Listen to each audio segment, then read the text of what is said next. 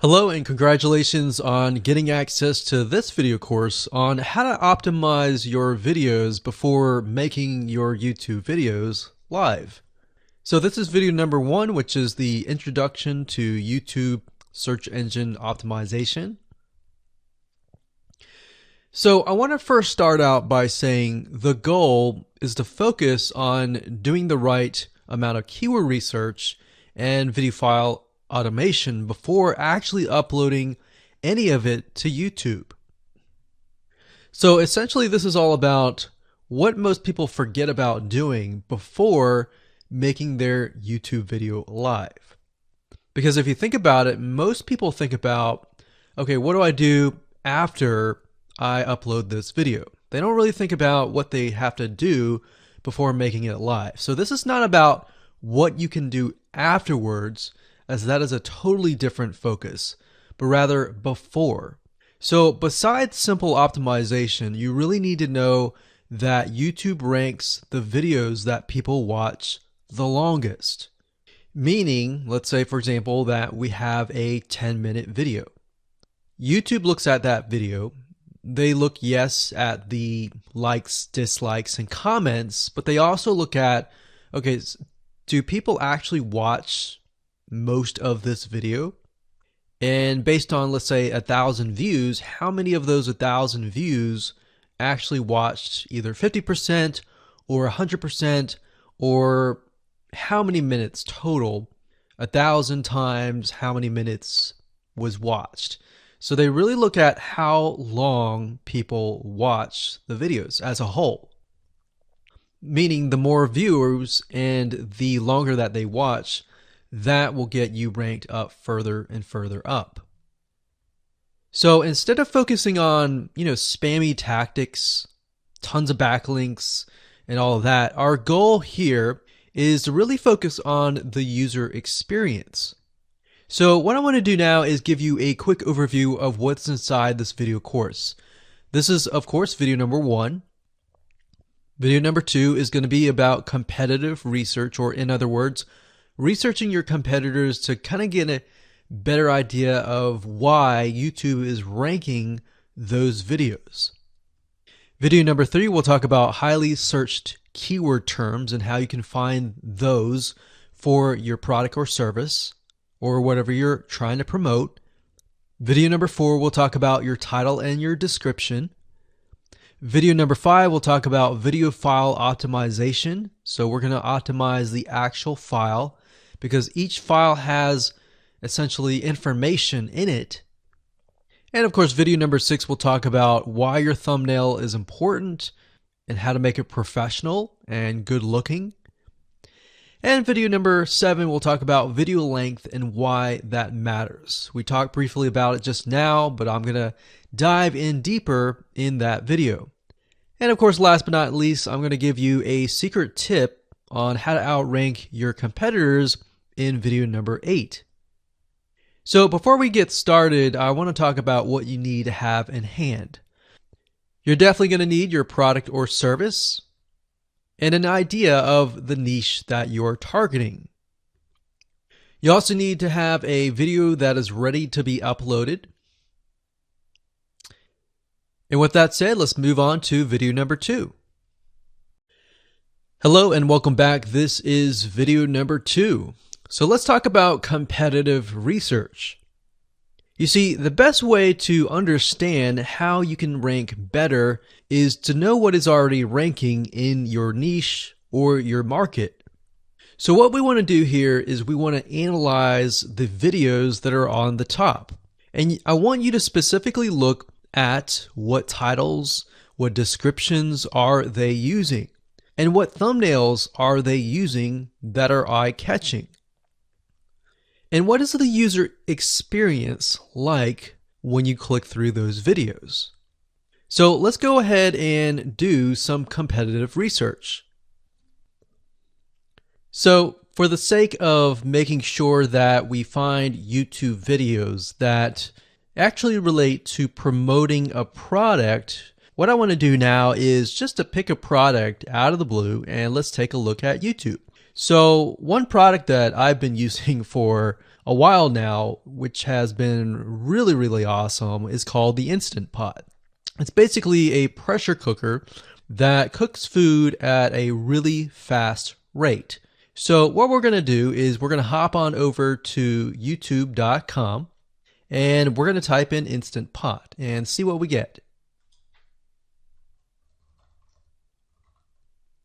So I'm not going to click enter just yet because I'm interested in getting an idea of what kind of potential keywords that we could rank on, or what potential videos that we can create.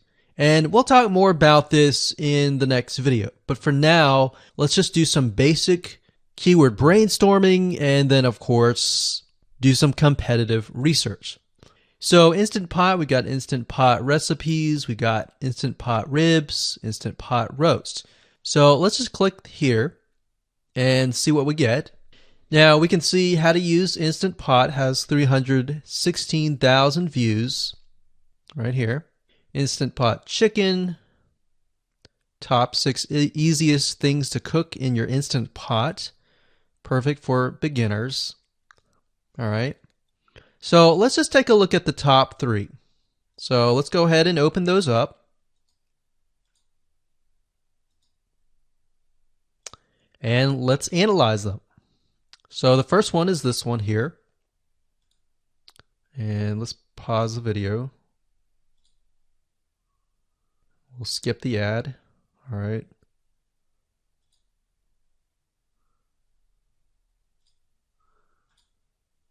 Okay, so how to use the Instant Pot 101 for beginners. So if we think about the type of audience that the Instant Pot attracts, it attracts somebody who has a busy life, who may be a beginner at cooking and just wants a quick and easy meal done fast. So we can see that. So one thing that I like to do is I like to copy the titles to Notepad. Just kind of get an idea of what we're dealing with. So that's the title. Looks like she's promoting an Amazon affiliate link. We can see that here, Amazon.to. We've got Instant Pot hacks, Instant Pot yogurt, and all that. So what she's doing, it's very funny, but she may not realize she's doing this, but what she's using is a method called siloing. And she's basically telling YouTube, hey, not only do I have this video on Instant Pot, I've got Instant Pot hacks, yogurt, recipes, and other recipes. So let's just copy that in here. So that's video number 1. So we're going to rank it from video 1, video 2, and video 3. Let's scroll down a bit. We've got 373 comments. I will say when it comes to YouTube, they're looking for engagement. So comments is good, likes are good, even dislikes are good as well. Even though dislikes are bad from a human standpoint, it tells YouTube that there is engagement. All right. So sometimes we're going to be able to view, we can't do it here, but sometimes you'll actually be able to view more data. But for now, you can't hear. Now, we can actually dig deeper if we want to. So let's just take a look at Natural Brittany's YouTube channel. Because when you're doing competitive research on YouTube, it's not just that particular video. It's actually the whole YouTube channel as a whole. The authority that that channel holds. So she has 116,000 subscribers. Click on the videos. She has a good amount of videos that talk about anything, looks like from cooking, from budgeting, from grocery, a lot of very similar videos. So let's scroll down. And now let's go ahead and take a look at the second highest ranking video. So if we go back over to here, and this is the Instant Pot chicken, cook with me, meal planning, meal prepping, Sunday setup. So let's go here, take a look.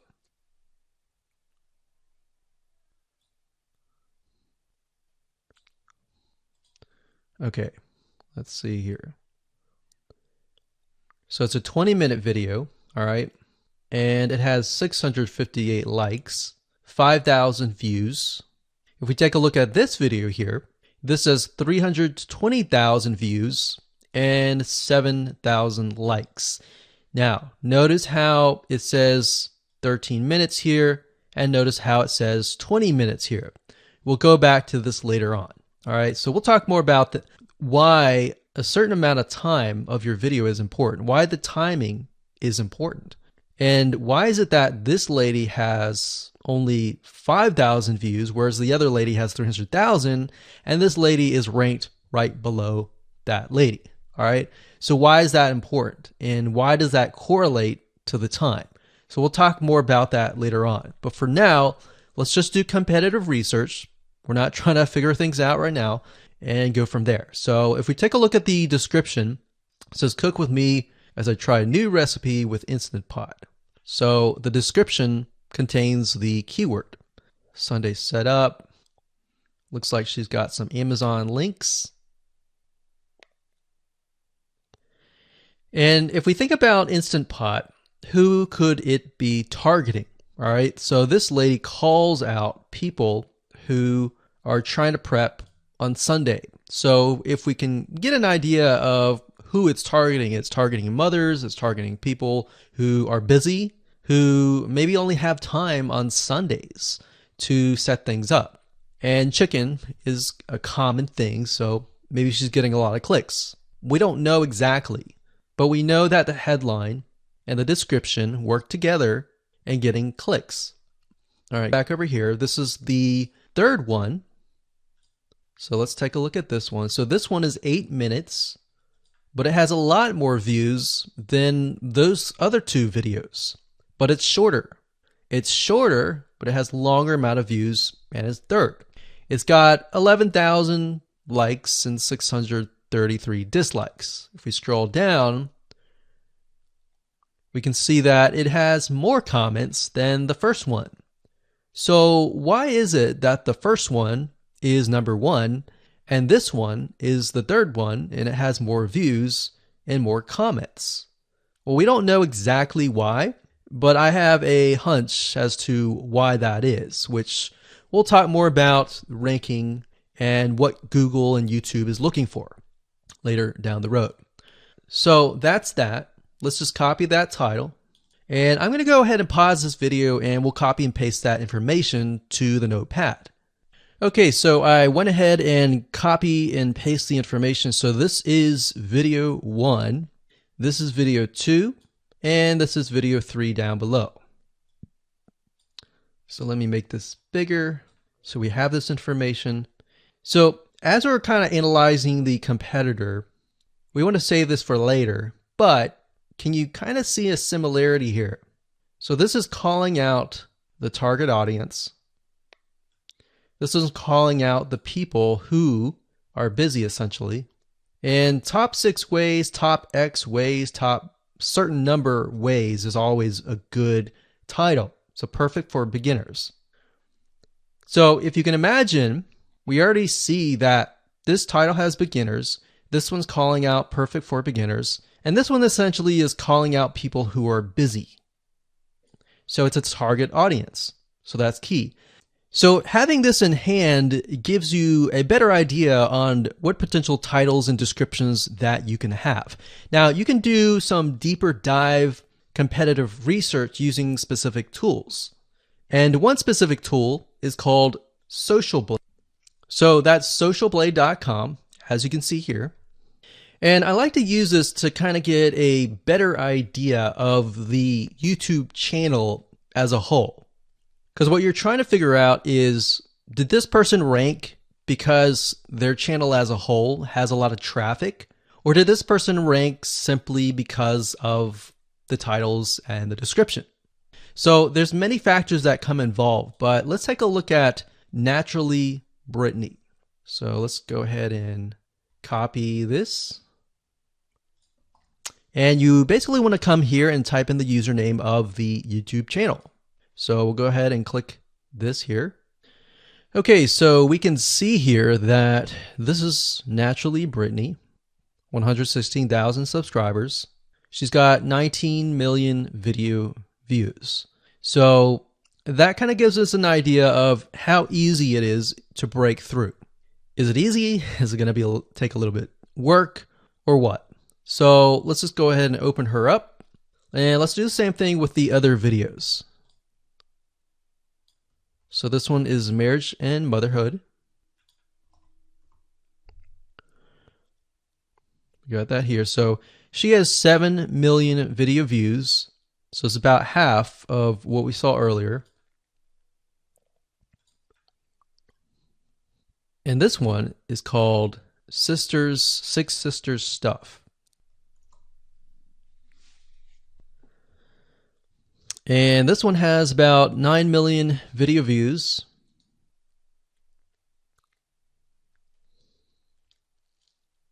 So right off the bat, we can see that if we were to rank on the keyword Instant Pot, it's going to take a lot to break through. But the way we can break through is by using essentially subcategories of that keyword. So Instant Pot recipes or Instant Pot chicken recipe, stuff like that. So we can see that each one of these has about 100 to 200,000 subscribers. So you're going to have to be competing against that. Now, obviously, if you have a good size YouTube channel, that will usually mean that you can break through fairly easily. But if you're just starting out, then breaking through on that keyword is going to be a little bit more difficult. So the next question is, what keywords should you use? And we'll discuss that in the next video. Hello and welcome to video number 3. Let's talk about highly searched keyword terms and how you can figure out what your main keyword is going to be, what your sub keywords are going to be. So one mistake that we see that many YouTubers make is simply making their own title and description. I mean, it's natural, right? But instead of deciding what you think will work, why not use what is already working and do some simple keyword research that's not going to take a lot of time, and this way you'll be able to have the right information that will help you rank on the right keywords. Now the big question is, well, how do I find these keywords? So the best way to find highly searched keyword terms is to look at the Google suggested keywords. And they are suggested for one reason, because they are used a lot. So let me show you how to find them and what they look like.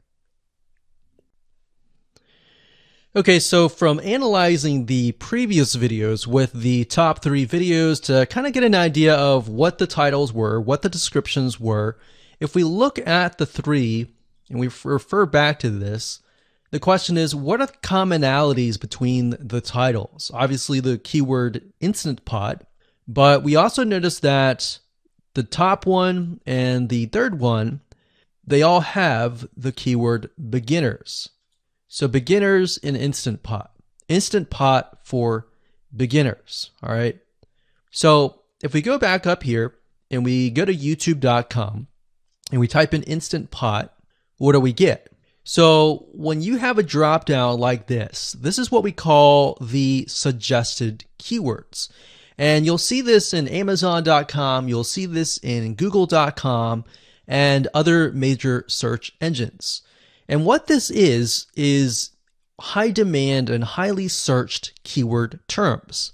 So in other words, if a lot of people are searching for these keywords, then they'll show up in the drop down menu. Right? So Instant Pot chicken happens to be a very highly searched term. And take a look at this. This one is related to Instant Pot chicken. So that means there's a lot of people searching for Instant Pot chicken.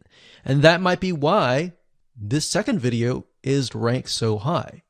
Let's scroll down and take a look. So as we're scrolling down, I also want you to kind of keep an eye on the thumbnails, because the thumbnails are key. So we got top 6 easiest things to cook in your Instant Pot. And I'll say, as an Instant Pot user, I really didn't know what recipes were out there that would fit the Instant Pot.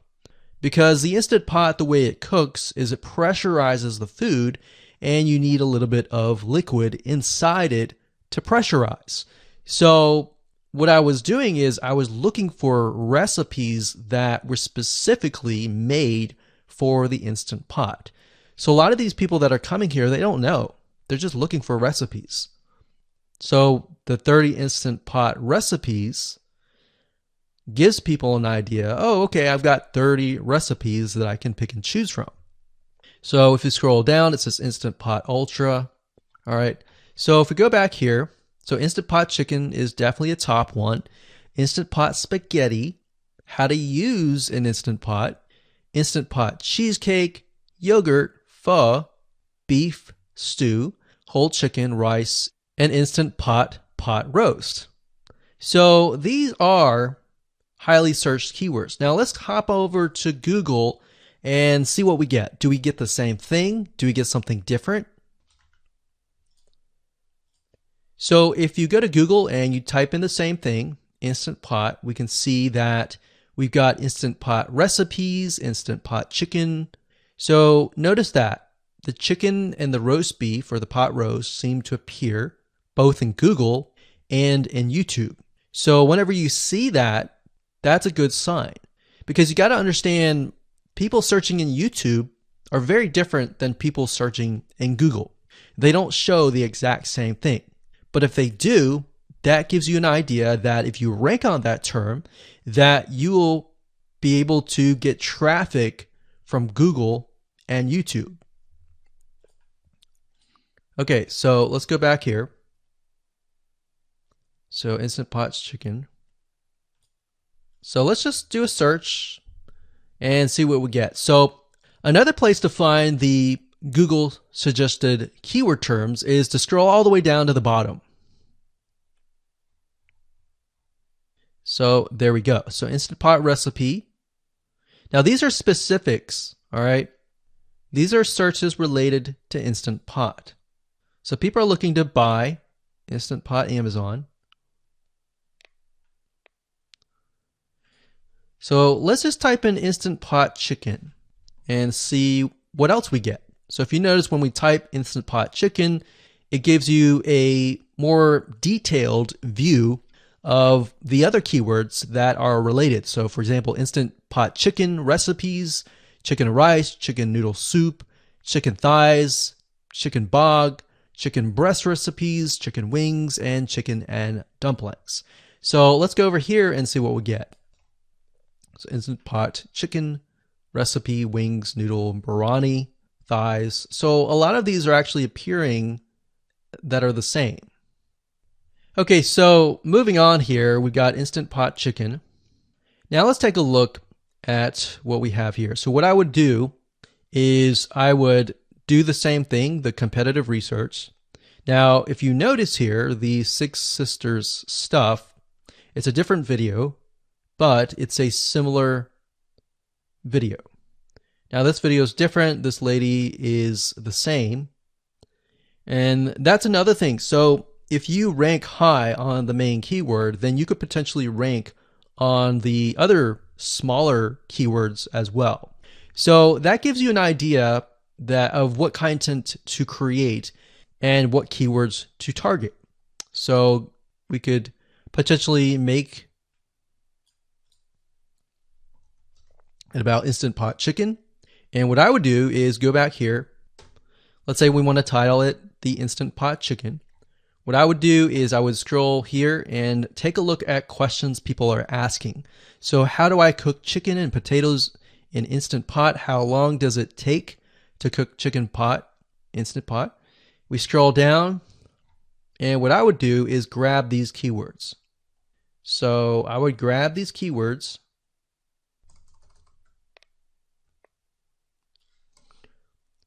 So what we want to do is we want to have a main keyword, and then we want to have sub keywords. So the main keyword here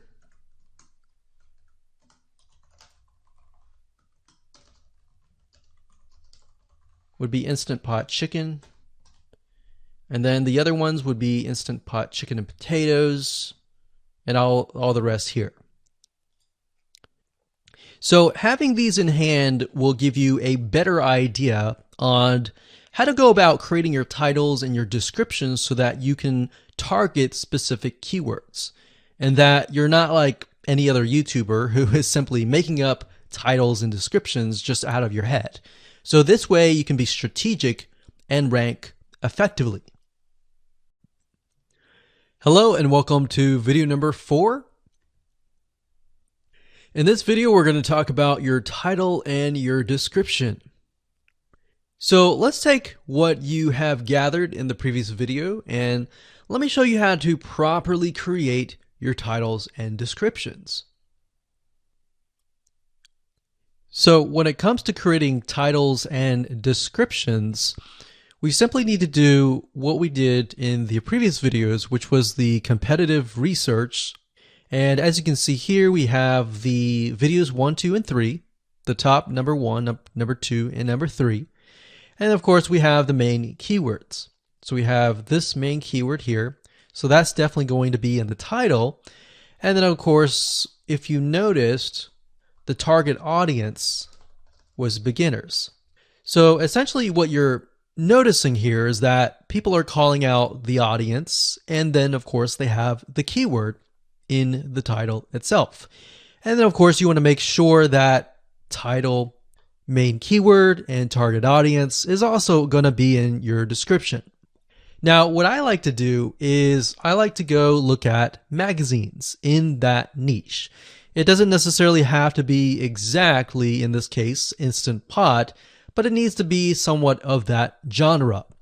Now, one thing that I noticed was when we took a look at the Instant Pot chicken, you could write out something like top 6 easiest things. So instead of things, you could say chicken recipes or pot roast recipes to cook in your Instant Pot. Or you could say something like Instant Pot chicken dash top 6 easy recipes, or you could use a number. People like numbers, especially knowing that somebody gets an Instant Pot for the sake of saving time. You could say top 6 easy chicken recipes that take less than 30 minutes. Now obviously that's a little bit long, so let's head on over to Google here. So like I said, I like to use magazines. Magazines do a great job in creating titles. So as you can see here, I typed in Instant Pot magazine, and to the right you'll notice that there's Instant Pot all-time recipes. So let's just go ahead and open that in a brand new window like so. So it looks like we have to pay, but let's just go ahead and click the free sample. So we can see Instant Pot's all-time best recipes. So you could do something like all-time best chicken recipes, or Instant Pot dash all-time best chicken recipes, or all-time best chicken Instant Pot recipes. So obviously here we're not going to copy word for word because that's plagiarism, but we're going to use something different. We're going to tweak it around. What we're looking here is for headlines. So let's go back here. So it says everyday Instant Pot, 115 delicious, family friendly pressure cooker. So we can say everyday Instant Pot, colon, 6 delicious family pressure cook recipes. So everyday Instant Pot chicken, as long as the word Instant Pot chicken is in there. So we got 66 Instant Pot recipes that put your pressure cooker to work. So we could say something like 6 Instant Pot chicken recipes that take less than 15 minutes. And yes, believe it or not, Instant Pot can literally cook something like a pot roast within less than an hour, or sometimes half an hour. Because it's a pressure cooker, it cooks a lot faster. So that's what I like to do, is I like to take a look at magazines. So it doesn't necessarily have to be Instant Pot in this example. It can be another food magazine. So essentially that's how to create the titles. As far as the description goes, if you take a look at what they've written here, the first one that's ranking really well, as you can see here, we've got Instant Pot 101 for beginners. So you'll notice that they are trying to target the keyword Instant Pot 101 for beginners. So they've stated that in the title, and they've also put it in the description. So it says everything you need to know about how to use the Instant Pot in a beginner Instant Pot recipe. So notice that they use the keyword beginner Instant Pot twice. And then, of course, they got Instant Pot hacks, Instant Pot yogurt. And what they're essentially doing here is they're linking to other related videos. Now, Google's smart enough and YouTube's smart enough to have an algorithm to read the description and think, okay, they've got other videos that they've created that are related to Instant Pot. This video must be good, or this channel must have a lot of relevant information. So we're going to rank it a little bit higher because it's going to give people what they want to see. So now we look down here, it says Instant Pot Chicken. So this is the lady who is ranking really high on Instant Pot, but also Instant Pot Chicken. So it says cook with me as I try a new recipe with my Instant Pot. So we can see the keyword Instant Pot here. And as you can see, the description is really written for the user, but it contains the keywords that are necessary. So you don't need to write something like Instant Pot Chicken or something that's just a bunch of garbled information. You want to make sure that the title and the description attract people first and foremost, and then embed the keywords within. So the third one, we've got top 6 easiest things to cook in your Instant Pot, perfect for beginners. So it says, today I'm sharing with you the 6 easiest things to cook in your Instant Pot. So you can see here, the title is here, but the title is also in the description. It says, now these are perfect if you are just starting out or even had the Instant Pot for a while. So you can see the keywords that are embedded, but it's really written for the user. And that's the way it should be, because the title and the description will actually show up in the YouTube search engine, as you can see here. So we've got the title, we've got the description. So we want to make sure that the first sentence in your description is catchy as well. Hello and welcome to video number 5. Let's talk about video file optimization. Did you know that all files contain data that tells YouTube what your video could be about? Let me show you. Okay, so the way that YouTube gets an idea of what your video is about is by transcribing it. And for the most part, it can usually figure out what your video is all about if you have voice and speaking in it. Now, you can go one step further by adding what we call video file metadata. It's very similar to a website metadata. So for example, if you right click on any website and you click on View Page Source, up at the top, you're going to see a lot of what we call metadata. So right here, we can see the name, the title, the description, and all that information. So what that does is it tells Google essentially what your website is all about. So very, very similar in this case of what we're doing here. So what we're doing here is we are taking the video file that you have created and embedding it with more information. So besides the title and description, YouTube will be able to read the metadata inside of your video. So it'll make a little bit more sense when I show it to you. Now, it's really hard to find software out there that allows you to embed metadata except for a few. So one of them is called Video Converter by Wondershare, and that is videoconverter.wondershare.com. That's videoconverter.wondershare.com.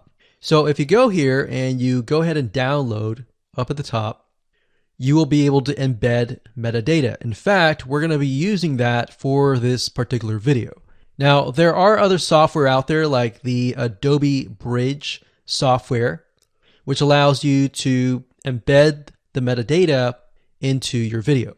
Now, the reason why I'm using Wondershare is because I feel like it's a lot easier to use.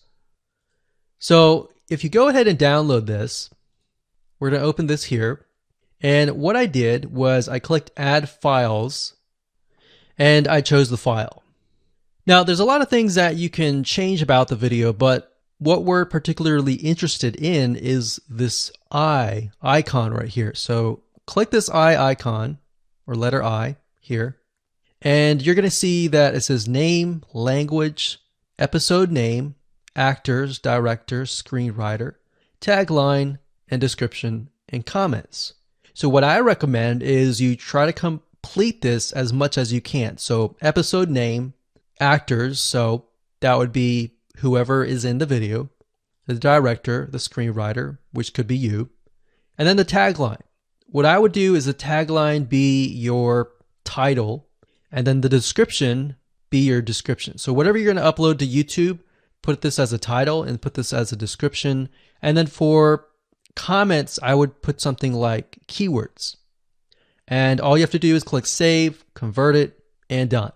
That's the reason why we're using Video Converter, because it's just so much easier. With Adobe Bridge, it's easy too, but there's a lot of more options and very easy to get confused. So once you're done with that, you save the video. Your video has the metadata inside of it, and all you have to do is simply upload it to YouTube, and that's it. Hello and welcome back. This is video number 6. Let's talk about your thumbnail and why that is important. You see, since our goal is to get more clicks or more views to your YouTube video, we have to rely on attracting viewers.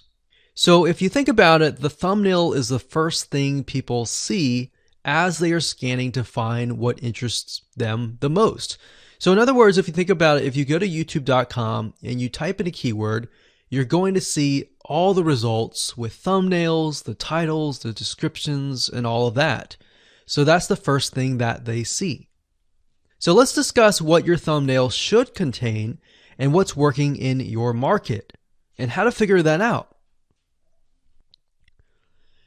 So when it comes to having a thumbnail, you want to make sure that it is eye-catching, meaning it shows somebody what they want. So if Instant Pot Chicken is your main keyword, you want to make sure that your thumbnail has something in it that entices them. So it's good to have the keyword or the title in it. So you can see right now the way YouTube works is they have an initial title or an initial thumbnail, and then after that you can see motion. So if I put my mouse over it, you can actually see part of the video, which makes it a lot more engaging. So as we scroll down, the initial thumbnail that this woman uses is the Instant Pot, and then this one here, it says Instant Pot recipes, so Instant Pot. So we can see the ones at the top definitely have the Instant Pot in it, or a word that's chicken, or a picture that has chicken in it. So it fits the keyword. Now, if you're not a professional, thumbnail artist or anything like that, there are different sites that you can use to get these created. Now, bear in mind that you never want to use a thumbnail that is clickbaity or that lies to somebody, because if they click on it and then the video is nothing like the thumbnail, then guess what? You might get tons and tons of clicks and perhaps views, but you're not going to get people watching your video, which is very, very important, which we'll discuss in the future videos. But for now, there are different elements that you need. So what I recommend is you go to a site called creativemarket.com. That's creativemarket.com. There are other sites like graphicriver.net, but over time we've realized Creative Market has a lot of really good designs. So what we can do here is in the search box, we're going to type in YouTube thumbnail. And we're looking specifically for templates that we can use for the thumbnail. So it says YouTube thumbnail pack. Let's go ahead and open that. There's one here. There are end cards, but that's a little bit different. That basically comes at the very end of your video. So we got urban thumbnails, different types of thumbnails. But the reason why I like Creative Market is buying templates for specifically YouTube thumbnails is going to make your life a lot more easier, especially if you can make it professional. The more professional it looks, the more professional your viewers will click through. So if we click on this, we can kind of get an idea of what we're dealing with.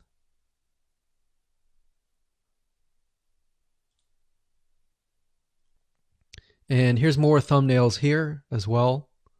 Now, over time, we've realized with YouTube thumbnails, more and more designs are becoming minimalistic, meaning it's not too fancy, but it's got just enough information to tell the person what it is all about. So it could have text, it could have pictures, but you really need to know what your YouTube video is about before you can create your thumbnail. In fact, I recommend that you create your YouTube video first and then you create your thumbnail so that you can make sure that you attract the right person. Now, what we found a little bit of a technique is to create a thumbnail that is related to essentially the end, meaning if you're creating an Instant Pot chicken recipe, you might want to show the chicken already cooked. So essentially what people get if they click through. So that way people think, oh, okay, this looks really nice. I'm going to click through. And they're more likely to actually watch all the way through to the end. And that's what we want. We want people not to just click through, but to watch all the way till the end. And that's actually going to help us with the ranking. Hello and welcome to video number 7. Let's talk about video length in more depth. So the big question is, how long should your video be? While yes, most folks have said that your video should be short due to attention span, and that's something that we've talked about in the past, and that definitely worked in the past, and that still is true that people's attention span are short. But today, in terms of YouTube, your video length should be longer, and here's why. Did you know that YouTube ranks your video based on how many minutes your viewer watches? We talked briefly about this in video number 1, but I want to talk about why that is the case. Statistically speaking, most people that we have found, based on statistics that we have seen in YouTube, most people watch about 50% of a video. Even the people that are interested in a video, they watch 50% of a video. So if that, in this case, is a 5-minute video, an average viewer is only going to watch about 2.5 minutes. Now, here's why that is important. If you're competing against someone who has a 30-minute video and their viewers watch 15 minutes, which is about 50%, well, guess what? Even if they can have less viewers than you, they're going to beat you because they have a longer video. So if you got the 2.5, they've got the 15 minutes, they can send less people and still beat you. And YouTube will favor them in the end. Now that of course is assuming that the views are legitimate and people are actually watching. And that's why user experience is so important. So to give you some real life practical application, let's hop on over to YouTube and I'm going to show you proof that this works. Okay, so let's take what we learned and what we just discussed and apply it to some real life practical application. So if we head on back over to youtube.com, we type in the keyword Instant Pot recipes, we can see this one, and this one. So let's go ahead and open these up. So we got this one, and this one. So that's 1, 2, and 3. The first one has about roughly 8 minutes or 9 minutes. We'll say 9 minutes. The second one has about 27 minutes. And the third one has about 20 minutes. Okay. So essentially the second and third have about double the amount of time. So like we talked about, most people watch about 50% or less, and then they quit. That's the average, right? So if that's the case, this person here, even though they have more views, see that? 800,000 views, even though they have more views, they're competing with somebody with a 30-minute video. Essentially, it's 27 or 28, but close to 30. So if we round that, we'll just say this is 10, this is 30, and this is 20. All right, so let's keep it at even numbers. So if that's the case, there's 4 minutes here, 15 minutes here, and 10 minutes here. So this means that the person with the less amount of minutes, they're going to need a lot more views and a lot more people watching it. So in total, if this person has, obviously this person's number one, but what I'm saying here is because YouTube looks at how many minutes are watched, if this person had 800,000 views and this person had only half of that amount, but had more than double this amount, this person right here would most likely rank higher. So see that? Only 100,000 views, 15 minutes. This one here, 20 minutes, only 6,000 views. So you might ask, well, shouldn't this be maybe number one? Not necessarily. If we really look at it, so we've got 800 times 4 minutes, and that's not going to be exact. I mean, we could even take 500. And this is definitely going to be number one. And this is definitely going to be number two based on the information. But this person, because they have a long enough video, even though they have less amount of views, they're still able to rank pretty high. So this is based on one of our YouTube channels, which has over 9 million of minutes watched. And based on that, that's what we've seen. Now, there's other factors like likes, dislikes, comments, and other things like that, titles and descriptions. But that's a big, huge ranking factor because it legitimately tells Google and YouTube, hey, this YouTube video is legit. Not only people are clicking on it, they're actually viewing it. And they're viewing at least about 50% on average. So that's why the video length is important. Now, you don't want to make a long video just to make a long video. You might want to make a video that has really good content. And that's the goal. It's not based on spammy backlinks or anything like that. It's based on providing real value. Hello and welcome to video number 8. So just want to say congratulations on reaching the end of this video course. We're going to talk about a secret tip that you can use to outrank your competitors. So we briefly talked about why having a longer video was important, right?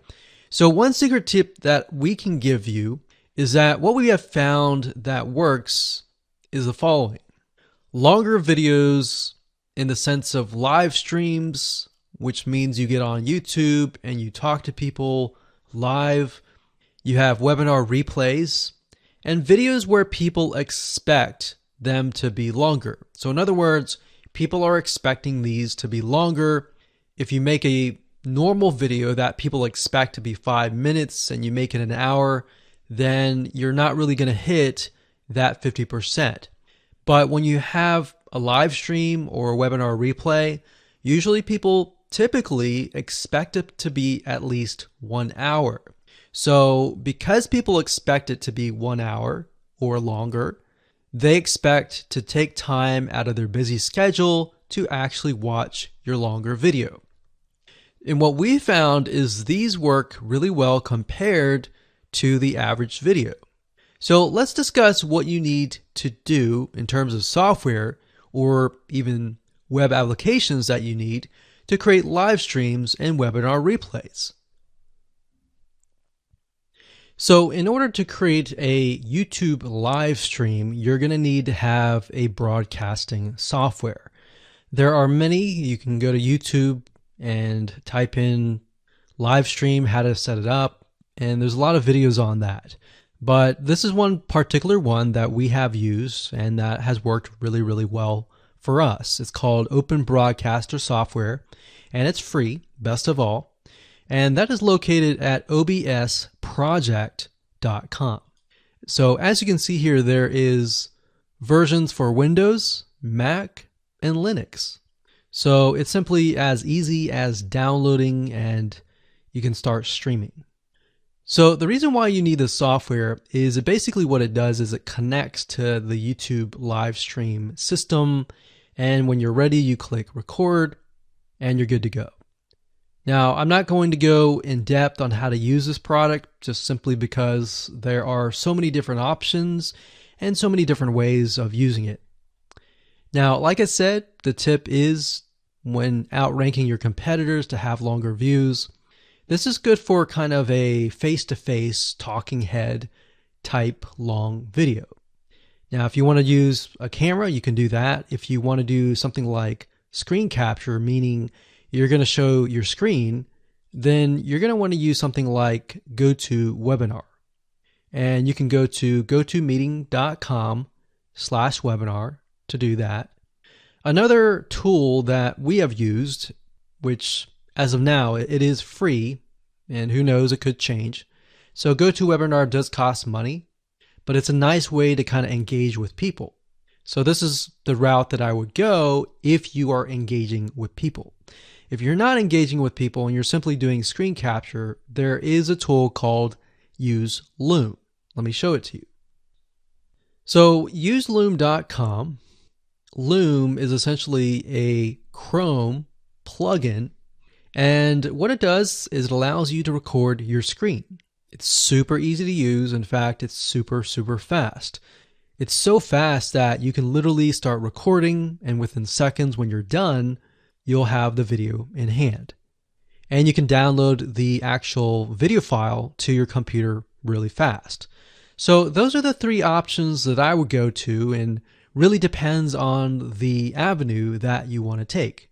So like I said, create a longer video, but just don't create any content. Make sure that the content is valuable, because you want to make sure that people watch all the way through, or if not, watch at least 50%.